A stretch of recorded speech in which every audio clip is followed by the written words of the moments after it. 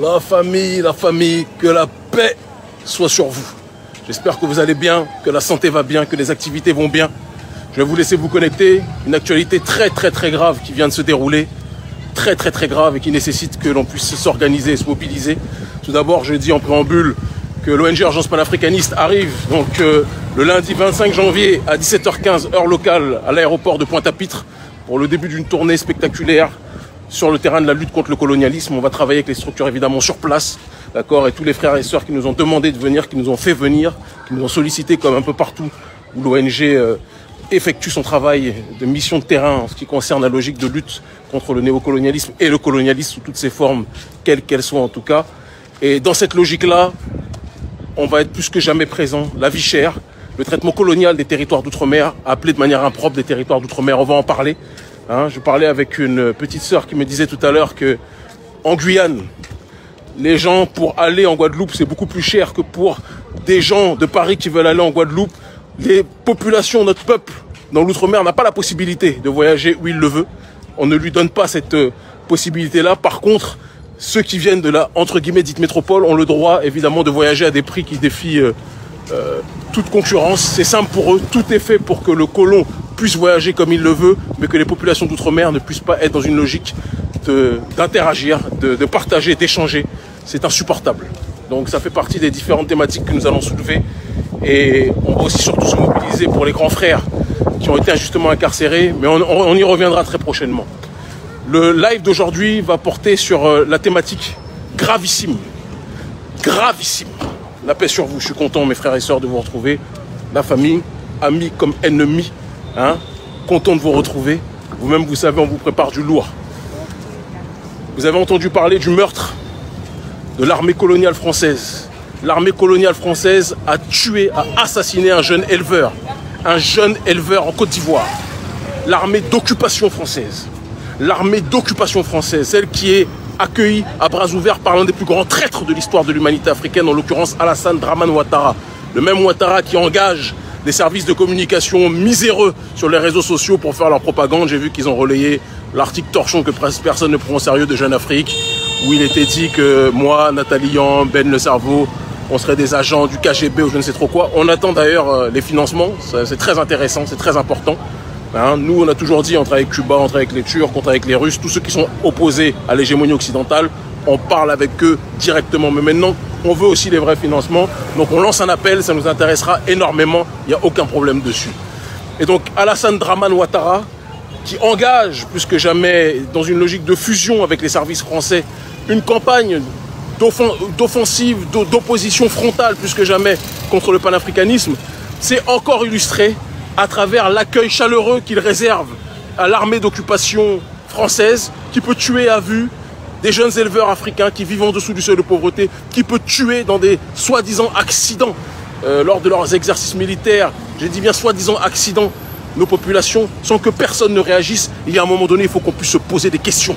Pendant combien de temps, je le dis, je le répète, bonjour Zacro, j'espère que tu vas bien petit frère, pendant combien de temps va-t-on accepter que des armées d'occupation coloniale puissent nous dire ce qui est bon ou mauvais sur notre continent? Pendant combien de temps allons-nous accepter que ces armées d'occupation coloniale puissent tirer comme sur des lapins tels qu'ils le font sur les populations africaines? Pendant combien de temps allons-nous accepter d'être les serpillères de l'humanité? C'est une question de fond que l'on doit être capable de se poser.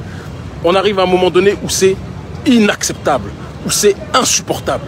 On ne peut plus continuer à tolérer ce genre de situation-là en tant que tel. Et je le dis, le mois de mai, retenez-le bien, le mois de mai va être l'avalanche des mobilisations contre les intérêts français. Je vous le dis de manière très précise. On a laissé se reposer certains parce que dans certaines zones, beaucoup étaient en jeûne, en carême. Le mois de mai arrive, ça va être l'offensive, vous n'allez rien comprendre. Autorité française, vous n'allez rien comprendre. Le jeune qui est mort, un jeune bouvier, donc un jeune éleveur de bœufs, assassiné comme du vulgaire gibier, ainsi qu'une trentaine, si je ne m'abuse, de bœufs, d'accord, qui ont été assassinés en tant que tels. On ne peut plus accepter ce comportement-là. On est au XXIe siècle. Il n'y a pas d'armée d'occupation étrangère, d'accord, sur le territoire français. Pourquoi ce qui n'est pas valable chez eux vis-à-vis de l'oligarchie française, on veut nous l'imposer chez nous en Afrique? Et pourquoi on a des traîtres à la tête de nos États africains qui acceptent systématiquement la soumission, l'humiliation de nos populations pour des intérêts perfides étrangers? C'est quelque chose qui est inacceptable. Je suis fatigué de ça. Il y a un Ouattariste qui dit maudit, Maudia, Maudia, Maudia. Ils savent dire que ça. Hein? Les analphabètes congénitaux comme ça. Les imbéciles. Frères et sœurs, une civilisation n'est détruite par l'extérieur que si elle est rongée de l'intérieur. C'est une réalité. C'est quelque chose qu'on doit être capable d'énoncer. C'est quelque chose qu'on doit être capable de dénoncer. Et rongée de l'intérieur par un certain nombre de facteurs, la haine, la jalousie entre nous, mais surtout la trahison congénitale de certaines élites qui sont prêtes à tout pour livrer nos pays aux intérêts occidentaux. C'est quelque chose qui est inacceptable. On ne peut plus tolérer ça éternellement. Et je demande donc à chacun, les frères et sœurs, de se tenir prêt, parce que le mois de mai qui arrive, on va solliciter beaucoup de monde. L'ONG Urgence Panafricaniste va solliciter beaucoup de monde. On ne peut plus, nous sommes sous occupation. Nous sommes sous une dynamique coloniale. Ceux qui n'ont pas le courage de dire les choses sont peut-être des personnes qui profitent de ce système-là, mais nous, on ne peut plus tolérer l'inacceptable. Il faut qu'on soit capable de s'organiser. J'entends certains qui disent qu'Emi, laisse tomber le combat contre le colonialisme, fais ton business. Mais nous, on fait nos business. Nous, on fait l'entrepreneuriat. Nous, on construit de l'emploi, on crée de l'emploi, c'est pas le problème. Mais il arrive un moment où on ne peut pas non plus construire des maisons sur du sable mouvant. Quand nous sommes dans le cadre d'une prison, oui, on doit développer l'économie, mais on ne doit pas oublier l'obsession qui doit être la nôtre, qui est, d'accord, de détruire la plantation, le système de prédation, le système colonial sur lequel nous vivons, et sur lequel nous vivons, dans lequel nous vivons. Donc je vous dis à chacun d'entre vous, tenez-vous mobilisés, paix à l'âme de ce jeune Bouvier qui a été assassiné, exécuté par les forces militaires françaises, d'accord. Nous dissocions le prolétariat français qui n'a rien demandé, qui lui-même se fait maltraiter, d'accord, comme des sous-hommes par les autorités françaises. Nous savons que ce n'est pas une question de couleur de peau, c'est une question de finance internationale. Malheureusement, l'oligarchie apatride néolibérale qui a pris en otage la France impose ses désirs un peu partout comme elle le veut, comme elle le fait ailleurs en Occident, et comme elle le fait aussi vis-à-vis de certains de nos Africains présidents. Cette période doit cesser. Cette période doit cesser. Quand j'ai entendu que ce jeune frère est mort, exécuté, assassiné, mon cœur a failli tomber. Mon cœur a failli lâcher. On nous parle en Occident du terrorisme. Oui, Daesh, etc., etc. Ils font des attentats, mais les seuls terroristes que nous connaissons chez nous en Afrique, c'est l'armée française. D'accord? Qui agissent en concubinage incestueux, d'accord, avec les oligarchies africaines corrompues. Il faut qu'on soit capable de le dire. On doit être capable de mener jusqu'au bout ce combat intérieur. Certains m'ont dit qu'Emi, arrête de t'attaquer aux autocrates, aux dictateurs, etc. africains, attaque-toi uniquement à l'Occident. Mais l'Occident, est-ce qu'il est, en termes d'hégémonie vis-à-vis de notre Africain continent, uniquement parce qu'ils ont les oligarques africains à leur côté? Et donc on ne peut pas lutter contre la France-Afrique sans lutter contre l'oligarchie française, certes, mais aussi contre l'oligarchie putride africaine qui vit dans la richesse la plus absolue pendant que nos populations vivent en dessous du seuil de pauvreté. C'est quelque chose qui doit cesser. C'est quelque chose qu'on ne peut plus accepter. C'est quelque chose que l'on doit être capable de déréguler. Ce processus de destruction, on doit être capable de l'arrêter. Moi, cher peuple, on pourrait tous vivre en fermant les yeux. Ceux qui ont un minimum de possibilités en disant « Oh, moi j'ai ma petite vie tranquille, il ne faut pas que je me préoccupe du sort des autres. » Mais on ne peut pas être heureux, on ne peut pas être épanoui tant que le reste de nos frères et sœurs africains du continent de la diaspora ne vivent pas de manière décente. Continent le plus riche du monde, mais dont la population vit en majorité en dessous du seuil de pauvreté. Pendant combien de temps allons-nous accepter cela? Continent le plus riche du monde en ressources naturelles, en ressources minières, mais continent occupé, d'accord, colonisé, asphyxié par une armée coloniale putréfiée, que sont les armées coloniales occidentales et en majorité l'armée coloniale française que nous connaissons, ainsi que l'armée coloniale américaine qui est présente à travers Africom dans différents endroits du continent. Cela doit cesser. Cela doit cesser. Certains d'entre nous ont décidé de dédier leur vie, urgence panafricaniste, pour que ce processus puisse cesser. D'autres, comme notre vaillante sœur que nous aimons profondément, Nathalie Yamb, qui est à nos côtés, ont décidé de s'organiser pour que ce processus puisse cesser. C'est dans cette démarche que nous nous situons. D'autres comme le mouvement Yerewolo, d'autres comme le mouvement COPA-PF, ces mouvements qui sont coalisés avec urgence panafricaniste, je le dis et je le répète.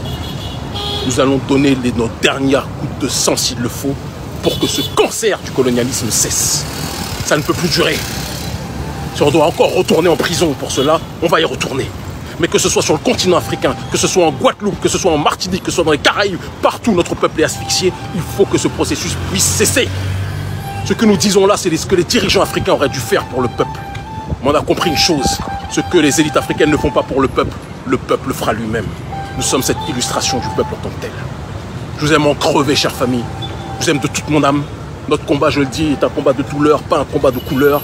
Nous nous battons pour notre peuple en priorité, mais nous sommes solidaires de tous les prolétariats du monde entier, d'accord, qui eux aussi sont asphyxiés par cette pieuvre néolibérale que nous connaissons, par cette oligarchie mondialiste asphyxiante que nous connaissons. Africains, Africaines, relevez la tête, relevons la tête. N'acceptons plus l'inacceptable. Nous sommes le seul peuple qui tolère l'intolérable. C'est inacceptable. On ne peut plus continuer comme ça. J'ai vu un guignol du nom de Koutoub, je ne sais trop quoi, un ouattariste qui écrit, qui fait des fautes à chaque mot, même pas à chaque phrase. Mon frère, on a pitié pour toi. Allez, circule. Guignol comme ça. Les ouattaristes ne sont pas payés cher, hein, parce que quand je vois le nombre de guignoleries qu'ils écrivent dans leurs messages, on est obligé d'avoir envie de rigoler. Mais c'est de bonne guerre. On sait que vous êtes payé un salaire de misère, en clochard que vous êtes. Alassane Dramane Ouattara, tu accueilles le meurtrier de Thomas Sankara, c'est ton ami, Blaise Compaoré, ce qui montre déjà le traître que tu es. D'accord? Alors que tu aurais pu être un symbole d'une Côte d'Ivoire multiculturelle, d'une Côte d'Ivoire africaine, où il y aurait une mosaïque d'identité. Mais tu as pris en otage une communauté pourtant valeureuse, profondément digne. Parce que les gens de ton ethnie sont des gens dignes, sont des gens courageux, sont des combattants, des guerriers qui font honneur à l'histoire africaine. Mais tu salis le digne nom des Ouattara en te soumettant aux intérêts étrangers. J'en ai les larmes aux yeux quand je pense à la trahison qui est la tienne. Espèce de traître. Traître devant l'histoire, traître devant notre peuple, traître devant l'humanité. Toi aussi tu vas tomber. On a vu que tu as mis ton nouveau vice-président là. Mais on va t'aider à quitter le pouvoir prochainement. Ne crois pas qu'on parle gratuitement. Demande au Mali. Demande en Guinée. Demande au Faso. Partout où on passe, les lâches dans ton genre trépassent.